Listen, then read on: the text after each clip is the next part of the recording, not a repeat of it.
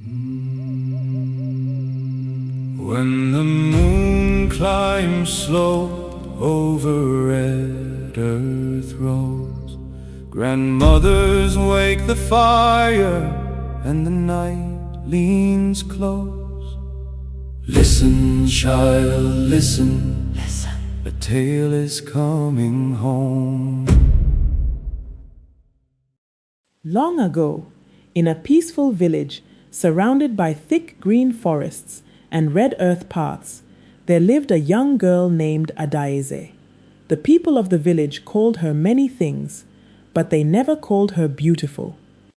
Adaeze was 17 years old, the youngest of 4 daughters born to Neka, a hard-working widow. Her 3 older sisters were admired throughout the village. Chinwe had smooth, dark skin and bright eyes. Amara had long, graceful legs and a smile that made young men forget what they were saying. And Ngozi, the 3rd daughter, was famous for her beauty. Whenever she walked through the village square, women stopped their conversations to admire her. But Adaeze was different. Her face was uneven. One of her eyes was slightly smaller than the other. Her nose was broad, and a scar ran from the corner of her mouth toward her cheek, a mark left from a childhood accident. Her body was thin. Her clothes were always old because, in her mother's eyes, there was little reason to waste good cloth on a daughter nobody would admire. And Adaeze knew it. She knew because her mother reminded her every day. One morning, Neka stood outside their mud house while her daughters prepared for the market. She looked at Chinwe. "My beautiful daughter, come here." Chinwe smiled. Then Neka looked at Amara. "Look at you. Any man who marries you will consider himself blessed." Ngozi giggled. Neka suddenly looked toward Adaeze, who was quietly tying a bundle of vegetables. "And you?" she sighed. "What did I do to deserve this one?" The other girls laughed. Adaeze lowered her head. Neka continued, "Look at your sisters. Even when they wake up from sleep, they look better than you." Adaeze said nothing. Her fingers tightened around the vegetables. Then her mother laughed. "Maybe when God was creating you, he was tired." The sisters burst into laughter. Adaeze picked up the basket and walked away. She did not cry. The village of Umu Akali was beautiful. Red earth stretched beneath people's feet. Palm trees swayed above thatched roofs. Women returned from the stream carrying clay pots on their heads. Farmers came home from the yam farms with cutlasses resting on their shoulders. Children chased one another through the dusty paths. And every evening, the elders gathered beneath the enormous Iroko tree in the village square. But there was one thing the village loved almost as much as its festivals: gossip. And Adaeze was their favorite subject. Whenever she passed, people whispered loudly enough for her to hear, "That is Neka's last daughter." Ah, the poor girl. Poor? Her mother should have hidden her inside the house. Another woman laughed. "Imagine if she enters a beauty contest." Beauty contest? The women burst into laughter. "Even the judges will apologize to her." Adaeze kept walking. Sometimes she pretended not to hear, but words are like stones. Even when they do not break the skin, they can wound the heart. One afternoon, Adaeze went to the stream to fetch water. As she approached, 3 young girls saw her. One whispered loudly, "Look, the village scarecrow has come." The others laughed. Adaeze lowered her clay pot into the water. Another girl said, "I heard that 3 men came to ask for Ngozi's hand." "Of course. Who would ask for Adaeze?" They laughed again. Adaeze filled her pot. Then one of the girls added, "Maybe she will marry a blind man." Everyone laughed. Adaeze lifted the pot onto her head. She walked home. This time, tears rolled down her cheeks, but she wiped them away before reaching the compound. She did not want her mother to see, because whenever Neka saw her crying, she never comforted her. She only said, "Stop crying. Crying will not make you beautiful." That night, Adaeze sat alone beneath the moonlight. She looked toward the sky. "Mother," her voice trembled. "Why did you give me a face that everyone hates?" The wind moved softly through the palm leaves. Adaeze wiped her eyes. "But if my face is the only thing people see," she paused. "Then I will make sure my heart is something they cannot destroy." She stood. From that day forward, Adaeze began spending more time with the village elders. She listened. She learned. She watched the farmers. She learned which plants healed wounds. She learned which paths led through the forest. She learned how to read the sky. And most importantly, she listened to the stories of the old men, especially the stories about war. One evening, an old hunter named Okori was sitting beneath the Iroko tree. He was nearly 80 years old. Adaeze approached him. "Papa Okori." He looked at her. "Come and sit." Adaeze sat beside him. The old man pointed toward the forest. "Do you know what is beyond those trees? The neighboring villages." "Yes." He lowered his voice. "And sometimes danger." Adaeze looked at him.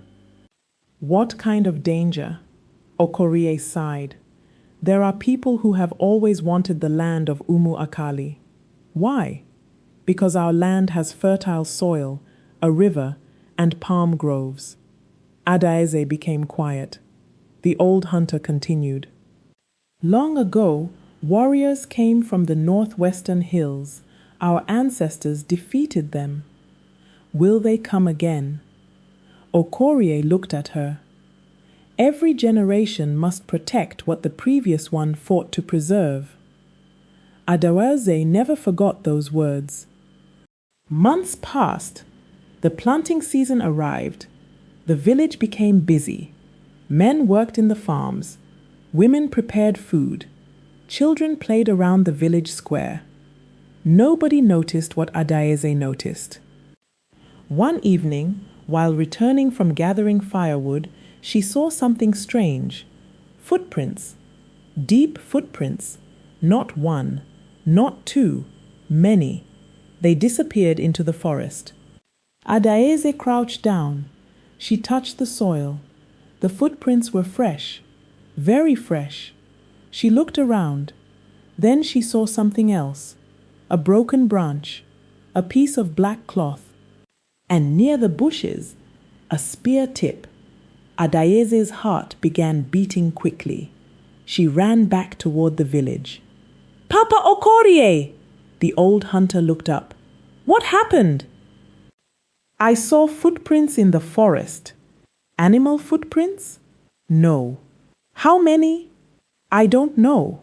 She handed him the piece of black cloth. His expression changed. He stood slowly. "Where did you find this?" "In the western forest." Okorie stared at it. Then he whispered, "They are coming." Adaeze ran to the village square. She found the elders. "There are warriors in the forest." Everyone became silent. Then one of the elders laughed. "Adaeze, what are you talking about? I saw their footprints." Another elder shook his head. "Children see shadows and call them spirits." Adaeze pleaded. "Please listen to me." But one of the women laughed. Perhaps the ugliness has finally reached her head. Everyone laughed. Adaeze stood there, humiliated, again, but this time she did not leave. She looked at the elders. "If you refuse to believe me, then at least send hunters to look." The oldest elder, Eze Madu, finally raised his hand. "Send 2 men." 2 hunters entered the forest. They returned before sunset. Their faces were pale. They had found signs of an army. Not 5 men. Not 10. Hundreds. The village fell silent. That night, the village square became a place of fear. The elders gathered. Men sharpened their machetes. Women gathered children. The village drums were silenced. Nobody slept. Then Adaeze remembered something. The old hunter had once told her about an ancient tunnel beneath the village, a secret passage used by their ancestors during war. It began near the abandoned shrine and came out beyond the river. Adaeze ran to Okorie. "Papa, the tunnel." He looked at her. "What tunnel?" "The one you told me about." The old man froze. "You remember?" "Yes." Okorie's eyes widened. "If the warriors enter through the eastern path, they will expect the villagers to hide in the forest." Adaeze continued. "But if we lead the women and children through the old tunnel," Okorie slowly smiled, "they can escape." Then Adaeze pointed toward the hills, "and the men can use the tunnel to attack from behind." Okorie stared at her. For the first time in his life, he looked at Adaeze differently, not with pity, not with sympathy, but with respect. "You may have just saved Umuakali." Before dawn, the village prepared. Women and children entered the hidden tunnel. The warriors of Umuakali remained behind. Adaeze helped guide the people through the darkness. Her mother was among them. At one point, Neka stumbled. Adaeze reached for her hand. "Come, Mama." Neka looked at her daughter. For the first time, she noticed the scar on Adaeze's face, not as something ugly, but as part of her child. "Why are you helping me?" Adaeze looked at her. "Because you are my mother." Neka began to cry. "My daughter." Adaeze squeezed her hand. "Keep moving." At sunrise, the enemy entered Umuakali. They expected an undefended village. Instead, they were met by warriors hidden behind trees and walls. The village drums suddenly thundered. Boom! Boom! The enemy looked around. Then another drum sounded from behind them. Boom! They turned. The villagers had surrounded them. The battle was fierce. But because Adaeze had warned them and helped organize the escape route, Umuakali survived. By sunset, the invading warriors had fled. The village stood. Its houses stood. Its farms stood. Its people were alive. And the girl everyone had mocked was the reason. That evening, the villagers gathered beneath the Iroko tree. Eze Madu stood before everyone. He looked at Adaeze. "For many years, we judged this girl by her face." He turned toward the villagers. "We called her ugly." The village became silent. We laughed when she spoke. We mocked her. We made her feel small. He paused. But when danger came, he looked at Adaeze. It was the girl we called ugly who saw it first. The villagers lowered their heads. Then Neka stepped forward. She was crying. She knelt before her daughter, Adaeze. Adaeze stared at her. "I am sorry." The village became silent. "I compared you with your sisters. I made you believe you were less valuable. I taught you to hate the face God gave you." Neka held her daughter's hands. "But today, I understand something." She smiled through her tears. "Beauty is not always what the eyes see." Adaeze began crying. Her mother hugged her, and for the first time in many years, Adaeze allowed herself to be held. From that day forward, things changed. The villagers stopped calling Adaeze ugly. But Adaeze did not suddenly become beautiful. Her scar remained. Her uneven eye remained. Her broad nose remained. Her thin body remained. What changed was the way people saw her. They began to see her courage, her intelligence, her kindness, her wisdom. And eventually, Adaeze became one of the most respected women in Umu Akali. Years later, when young girls gathered around her, she would tell them, "Never allow another person's eyes to decide your worth." A person may laugh at the shape of your face while God is preparing your hands to save lives. And whenever someone asked the elders about the war that almost destroyed Umu Akali, they would always tell the same story. The story of the girl everyone called ugly, the girl her own mother compared to her sisters, the girl the villagers mocked, the girl nobody listened to, until the day the whole village needed her. And that is why the elders still say, "Do not judge the calabash by its outside. You may throw away the one carrying the water you need."